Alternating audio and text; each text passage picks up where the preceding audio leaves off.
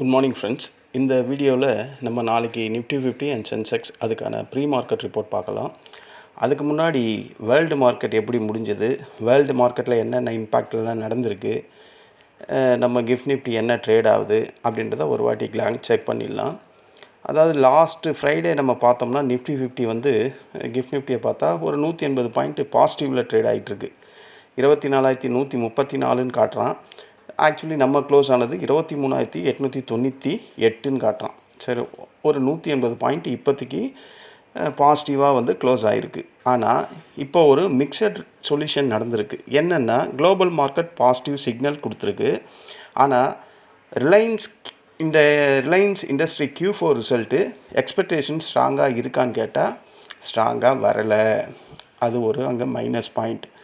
சரி, crude oil விலையாது அதோட high ப்ரைஸ்லேருந்து குறைஞ்சிடுச்சா அப்படின்னு பார்த்தா பிரெண்ட் க்ரூட் ஆயில் பார்த்தா $105.88 க்ளோஸ் ஆகிருக்கு. ஸோ அதுவும் இன்னும் அந்த க்ரூட் ஆயில் ப்ரைஸும் குறையல. இப்போ இந்த மூணும் நாளைக்கு சேர்ந்து மார்க்கெட்டில் நிஃப்டி 50 எப்படி ஓப்பன் ஆகும்? ஒரு கேப் அப் வருமா, இல்லை ஒரு கேப் டவுன் வருமா? கேப் டவுன், கேப் அப், அதுக்கப்புறம் மார்க்கெட் இன்ட்ராடே டைமில் என்னமா மூவ் ஆகும்? அதை பற்றி இந்த டீட்டெயிலாக இந்த வீடியோவில் நம்ம பார்க்கலாம். அதாவது குளோபல் கியூஸ் அதை நம்ம பார்க்கும்போது இப்போ வரையும் இப்போ நான் இந்த வீடியோவை பதிவு பண்ணுறது 10:30 மணிக்கு, சண்டே 10:30 மணிக்கு. அது வரையும் குளோபல் கியூஸ்லாம் நல்லா தான் இருக்குது. ஓகேங்களா? ஏன்னா டவ் பார்த்திங்கன்னா அவன் மட்டும்தான் மைனஸில் முடிஞ்சிருக்கான், 80 பாயிண்ட்டு. S&P 57 பாயிண்ட் ப்ளஸில் முடிஞ்சிருக்கு. நாஸ்டாக் வந்து 399. ஸோ டெக் ஸ்டாக்ஸ் எல்லாம் ஃபஸ்ட் கிளாஸாக முடிஞ்சிருக்கு. அப்போது ஐடி செக்டர்ஸ் எல்லாம் இந்த குளோபல் கியூஸை வச்சு நாளைக்கு நல்லபடியாக ஒரு பாசிட்டிவாக ஓப்பன் ஆகிறதுக்கான வாய்ப்பு தான் இருக்குது. ஓகேங்களா? FTSE அது மைனஸில் முடிஞ்சிருக்கு. நம்ம பார்த்தோம், போஸ்ட் மார்க்கெட்லேயே பார்த்துட்டோம், CSEயும் பார்த்துட்டோம், டேக்ஸும் பார்த்துட்டோம். க்ரூட் ஆயில் இப்போ இதில் எவ்வளோ ட்ரேட் ஆகுதுன்னா $94.880 ட்ரேட் ஆகுது. பிரெண்ட் எவ்வளோ? அது 105.88 இருக்குது. ஓகேங்களா? ஏஷியன் மார்க்கெட்டு, ஜாப்பனீஸ் எல்லாம் அது முடிஞ்சிருக்கு, பாசிட்டிவாகவே முடிஞ்சிருக்கு வெள்ளிக்கிழமை. ஆனால் நம்ம வந்து நெகட்டிவில் தான் முடிஞ்சிருக்கோம். ஓகேங்களா? ஸோ குளோபல் இம்பேக்ட்டு, குளோபல் கியூஸ் வந்து நல்லா இருக்குது, இப்போ வரையும் நல்லா இருக்குது. US மார்க்கெட் பாசிட்டிவாக இருக்குது, டெக் கம்பெனியெல்லாம் பாசிட்டிவாக இருக்குது. அது இந்தியன் மார்க்கெட்டுக்கு கண்டிப்பாக ஒரு சப்போர்ட்டாக தான் இருக்கும். ஏஷியன் மார்க்கெட்டு க்ரீனாக முடிஞ்சிருக்கு. சென்டிமெண்ட் வந்து ஸ்ட்ராங்காக இருக்குது, அதில் எந்த டவுட்டும் இல்லை. ஆனால் FIS கான்ஃபிடென்ஸ் எப்படி இருக்கும் நாளைக்கு, அந்த ரிஸ்கோட லெவல் எந்த மாதிரி இருக்கும் அப்படின்றதெல்லாம் நம்ம போக போக பார்க்கலாம். அதாவது பேசிக் எக்ஸ்பெக்டேஷன் ஒன்று இருக்குது மார்க்கெட்டில். ஓகேங்களா? அது என்னை பொறுத்தவரையும் ஒரு மைல்டாக ஒரு கேப் அப் பயாஸ் இருக்கும் அப்படின்ற மாதிரி என்னை பொறுத்தவரையும் எனக்கு தோணுது. ஆனால் அது மட்டும் போதாது.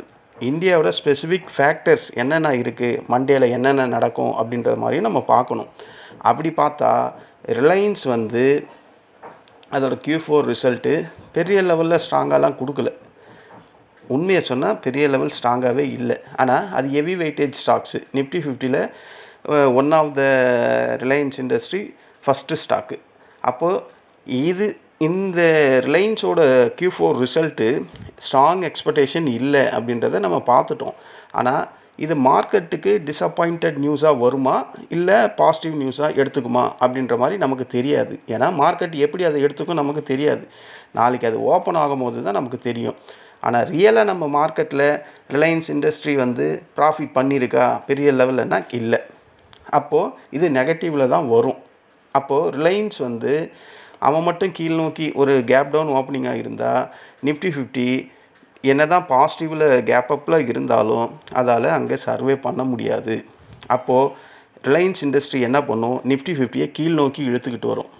ஓகேங்களா? என்ன தான் குளோபல் பாசிட்டிவாக இருந்தாலும் ரிலையன்ஸ் இண்டஸ்ட்ரியோட அந்த ஓப்பனிங் வந்து வீக்காக இருந்தால் நிஃப்டி 50 இன்ட்ராடே ஃபுல்லாக கண்டிப்பாக பெரிய லெவலில் மேலே போகிறதுக்கான வாய்ப்புகளே இல்லை அப்படின்ற மாதிரி தான் நான் இங்கே பதிவு பண்ணுறேன். அது இல்லாமல் க்ரூட் ஆயில் ப்ரைஸும் வந்து 106 கிட்ட ட்ரேட் ஆகுது டாலரில். அப்போ இது இந்தியாவுக்கு நல்ல நியூஸா அப்படின்னு கேட்டிங்கன்னா கண்டிப்பாக கிடையாது. இந்தியாவில் வந்து ஆயில் இம்போர்ட் பண்ணுற கண்ட்ரி நம்ம எல்லாருக்கும் தெரியும். க்ரூட் ஆயில் ப்ரைஸ் இன்க்ரீஸ் ஆச்சுன்னா இன்ஃப்ளேஷன் கண்டிப்பாக ப்ரெஷரில் வரும். அப்போ ருப்பீஸ் வந்து ஏற்கனவே அது டெப்ரிசியேஷன் ஆகிட்டே இருக்குது, இன்னும் அதோட ப்ரைஸ் வந்து கீழ் நோக்கி போய்கிட்டே இருக்கும். அப்போ மார்க்கெட் சென்டிமெண்ட் என்ன ஆகும்? டோட்டலாக நெகட்டிவ் சென்டிமெண்ட் இம்பேக்ட் தான் க்ரியேட் பண்ணும். மார்க்கெட் க்ரூட் ஆயிலை பேஸ் பண்ணி நெகட்டிவ் சென்டிமெண்ட் வந்தால் இந்த பெயிண்ட்டு, இந்த ஏவியேஷன், எஃப்எம்சிஜி இது எல்லாம் பெரிய லெவலில் பாதிக்கும். அப்போ ஆட்டோமேட்டிக்காக என்ன ஆகும்? மார்க்கெட் அந்த பியரிஷ் அந்த டோன்லேயே மார்க்கெட் கீழ் நோக்கி வந்துக்கிட்டே இருக்கும். இதுதான் என்னோட கணிப்பாக இருக்குது. ஓகேங்களா?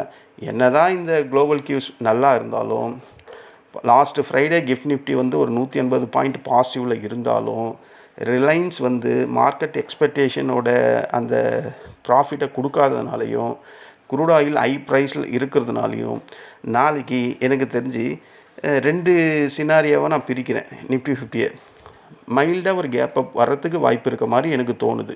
ஓகேங்களா? அது எதனாலனா, இந்த குளோபல் கியூஸ் ஸ்ட்ராங்காக இருக்கிறதுனால ஒரு கேப் அப் வரலாம் அப்படின்ற மாதிரி எனக்கு தோணுது. இது ஸ்டார்டிங்கில் அந்த ப்ரீ மார்க்கெட் ரிப்போர்ட் நடக்கும்போது வாய்ப்புகள் இருக்குது.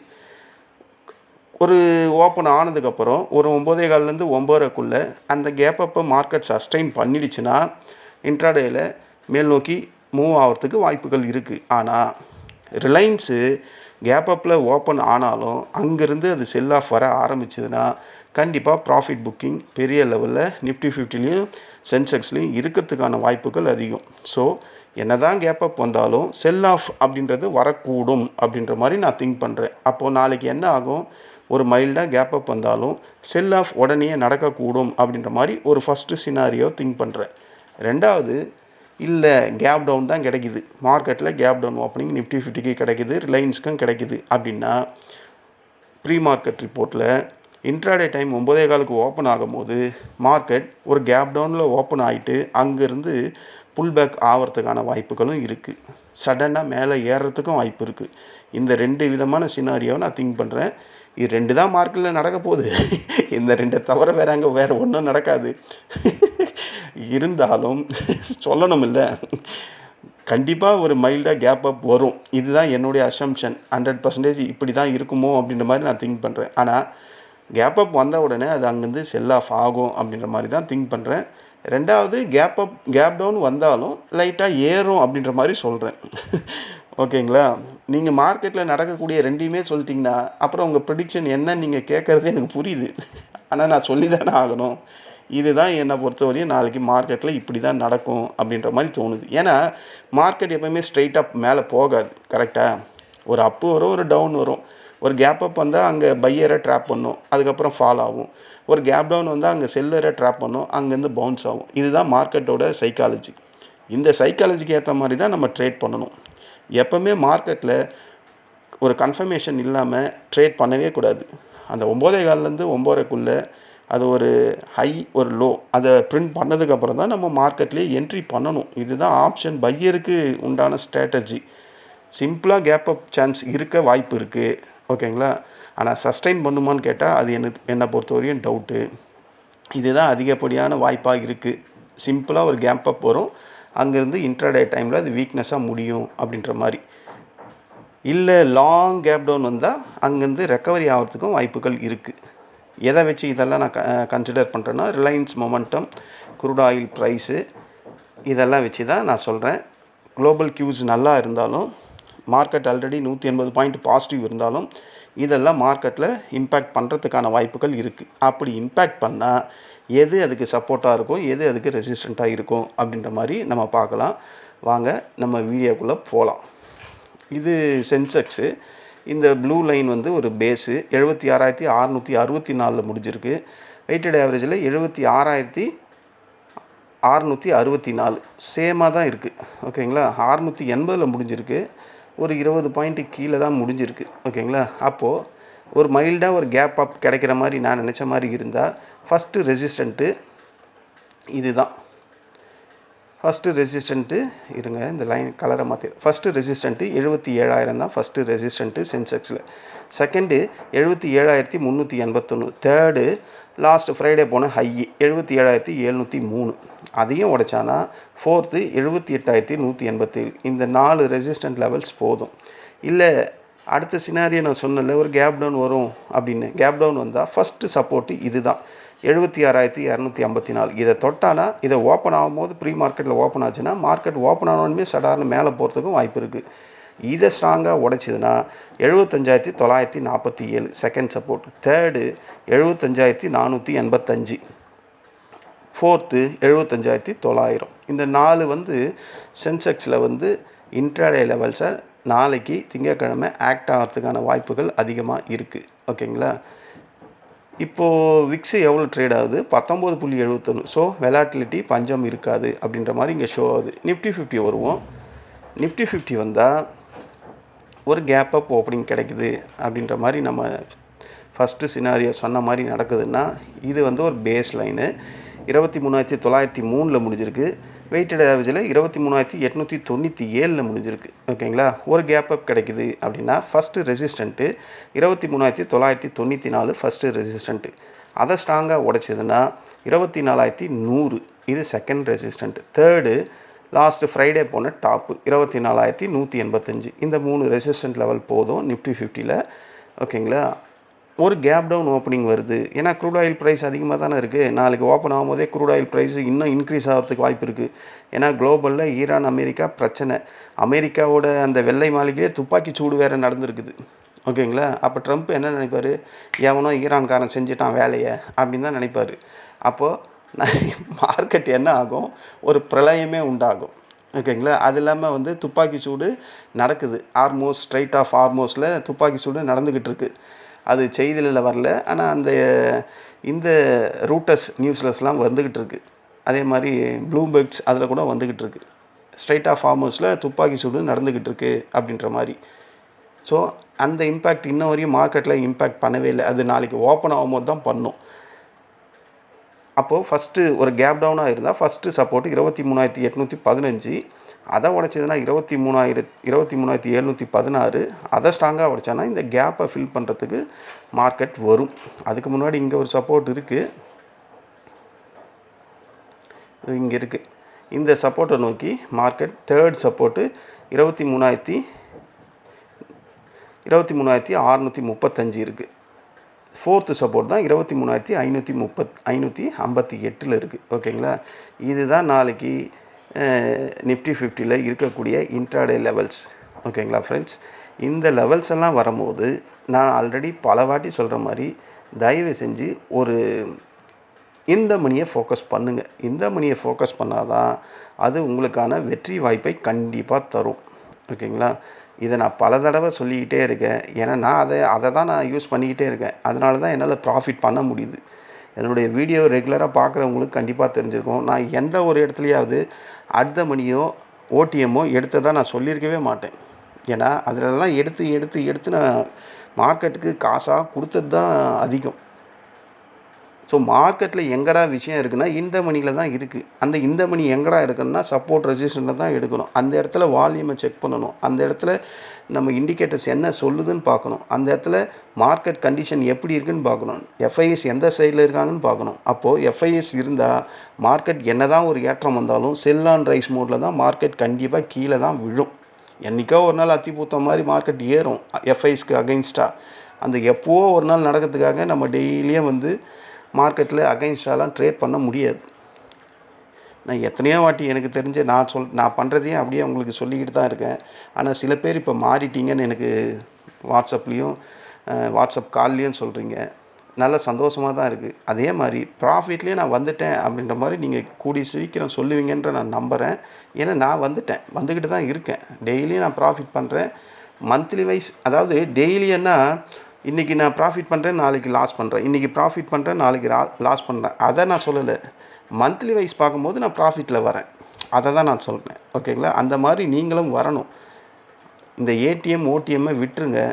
கரெக்டான உங்கள் ஸ்ட்ராட்டஜி, உங்கள் செட்டப் என்னவோ அது வந்ததுக்கப்புறம் அந்த செட்டப்புக்கு ஏற்ற மாதிரி ட்ரேட் பண்ணுங்கள். அதுதான் என்னுடைய ஒரு ஹம்பிள் ரிக்வெஸ்ட். ஓகேங்களா? இழந்ததெல்லாம் போதும். இனிமேலும் இழக்காமல் கணிசமான சிறிய தொகையை கொஞ்சம் கொஞ்சமாக கேப்சர் பண்ண கற்றுக்கிட்டு அதில் இன்னும் கொஞ்சம் இம்ப்ரூவ்மெண்ட் பண்ணலாம், குவான்டிட்டியை இன்க்ரீஸ் பண்ணலாமா, லாட் சைஸை இன்க்ரீஸ் பண்ணலாமா அப்படின்ற மாதிரி திங்க் பண்ணிவிட்டு அப்போ ட்ரேட் பண்ணால் அது ஒரு புத்திசாலித்தனம் இருக்குது. மார்க்கெட்டோட கண்டிஷனே தெரியாமல் 9:15க்கே ட்ரேட் பண்ணி 9:30 மணிக்குள்ளேயே லாஸ் பண்ணி இது எதுக்கு? அந்த மாதிரி அதை தான் நான் ஒரு ஆதங்கத்தை தான் வெளிப்படுத்துகிறேன். எவ்வளோ நாள் தான் நீங்களும் லாஸ் பண்ணிக்கிட்டே இருப்பீங்க? அந்த கொஸ்டின் கேட்கணும்னு தோணுது. நானும் அப்படி தாங்க இருந்தேன், நான் ஒத்துக்கிறேன். என்ன மாதிரி கண்ட இடத்துல ட்ரேட் பண்ணக்கூடிய ஆளுங்க பல பேர் இருக்கலாம், அதில் நானும் ஒருத்தன் தான். இப்போ நான்லாம் திருந்து இல்லையா, என்னால் பண்ண முடியுதில்ல, டெய்லியும் ஏதோ பண்ண முடியுதில்ல. ஒரு 2000 தான் சொல்லுங்களேன், 2000 என்னால் ப்ராஃபிட் பண்ண முடியுது. 2000 கூட வேணாம், 1000 ரூபாய் சொல்லுங்களேன். 1000 ரூபாய் உங்களுக்கு யார் கொடுப்பா? நீங்கள் சும்மா ஒரு ஸ்ட்ராட்டஜியை கற்றுக்க போனாவே 3000 கேட்குறான் ஒவ்வொரு இடத்துலையும். ஒரு ஈக்விட்டியை பற்றி தெரியணும்னு கேட்டால் அதுக்கு ஃபீஸ் கேட்குறான், 4000 ரூபான்னு கேட்குறான். இதுக்கெல்லாம் கேட்கும் போது நீங்கள் ஓனாக ப்ராஃபிட் பண்ணுறதுக்கு இதெல்லாம் கொஞ்சம் கொஞ்சமாக கொஞ்சம் கேர் எடுத்து ரூல்ஸை ரெஸ்ட்ரிக்ஷன் பண்ணி ப்ராஃபிட் பண்ணுறதுக்கான வழியை நான் சொல்கிறேன். அதை நீங்கள் ஃபாலோ பண்ணால் கண்டிப்பாக ப்ராஃபிட் பண்ணுறதுக்கான வாய்ப்பு இருக்குது. ஆனால் எல்லா இடத்துலையும் பண்ணக்கூடாது, உங்கள் செட்டப் வரணும். ஓகேவா? இப்படியே சொல்லி உங்களை போர் அடிச்சுக்கிட்டே இருக்கான்ல. எனக்கு வேறு என்ன, உங்களை எல்லாம் ஏதாவது ஒரு வகையில் திருத்தி கொண்டு வரணும்னு தான் பார்க்குறேன். அதனால தான் இதையே சொல்லிக்கிட்டு இருக்கேன். சரி ஃப்ரெண்ட்ஸ், இங்கே ஒரு டிஸ்க்ளைமர். இங்கே நான் காட்டியிருக்க இந்த ரெட்டு, இந்த ப்ளூ, இந்த க்ரீன் எல்லாம் வந்து ட்ரேடிங் பர்பஸ்க்கான லைன் கிடையாது. இது பியூராக எஜுகேஷன் பர்பஸ்க்காக எனக்காக நான் போட்டிருக்கேன். ஏன்னா என் ஸ்ட்ராட்டஜிக்கு ஏற்ற மாதிரி இங்கே நான் அதை ஃபிக்ஸ் பண்ணி வச்சுருக்கேன். பட் ஓவராலாக ஒரு 50% பார்த்தீங்கன்னா இந்த லைனை தான் மார்க்கெட்டும் சப்போர்ட் பண்ணுது. நான் ஒவ்வொரு வாட்டியும் அதை பார்த்துக்கிட்டு தான் இருக்கேன். கரெக்டாக அங்கே சப்போர்ட்டில் எடுப்பான், இல்லை ரெசிஸ்டன்ட்டில் தொட்டுட்டு இறங்குறான். இது ஓவராலாக ஒரு 50% இப்படி தான் நடக்குது. மார்க்கெட் அந்த பிஹேவியருக்கு ஏற்ற மாதிரி அப்போ அது மாறிடுது. ஆனால் இப்போ இருக்கிற அந்த கண்டிஷனுக்கு நான் போட்டது பர்ஃபெக்டாக வரும். அப்படி தான் நானும் ஒவ்வொரு வாட்டியும் பார்த்துக்கிட்டு தான் இருக்கேன். அதனால தான் நான் சொல்கிறேன், உங்கள் ஸ்ட்ராட்டஜிக்கு ஏற்ற மாதிரி இதை யூஸ் பண்ண கற்றுக்குங்க அப்படின்றேன். ஓகேங்களா? இது ஒரு டிஸ்க்ளைமர். ஏன்னா நான் செபியில் அங்கீகரிக்கப்பட்ட பர்சன் கிடையாது. அதனால் இந்த டிஸ்க்ளைமரை நீங்கள் கண்டிப்பாக கவனிக்கணும். ஓகேங்களா? இதுதான் ஃப்ரெண்ட்ஸ் நாளைக்கான மண்டேக்கான ப்ரீ மார்க்கெட் ரிப்போர்ட்டு. இந்த ரிப்போர்ட் உங்களுக்கு பயனுள்ளதாக இருந்தால் என்னுடைய சேனலை சப்ஸ்கிரைப் பண்ணுங்கள். நம்ம நாளைக்கு இன்ட்ராடே டைமில் மீண்டும் சந்திக்கலாம். ஈவினிங்கில் போஸ்ட் மார்க்கெட் ரிப்போர்ட்டில் யார் யாரெல்லாம் ப்ராஃபிட் பண்ணியிருப்போம், எப்படி பண்ணியிருக்கீங்க அப்படின்றத யூடியூப்பில் சொல்லுங்கள், நானும் தெரிஞ்சுக்கிறேன். நானும் என்னுடைய ஸ்டேட்டஸை போஸ்ட் மார்க்கெட் ரிப்போர்ட்டில் சொல்கிறேன். நன்றி, வணக்கம்.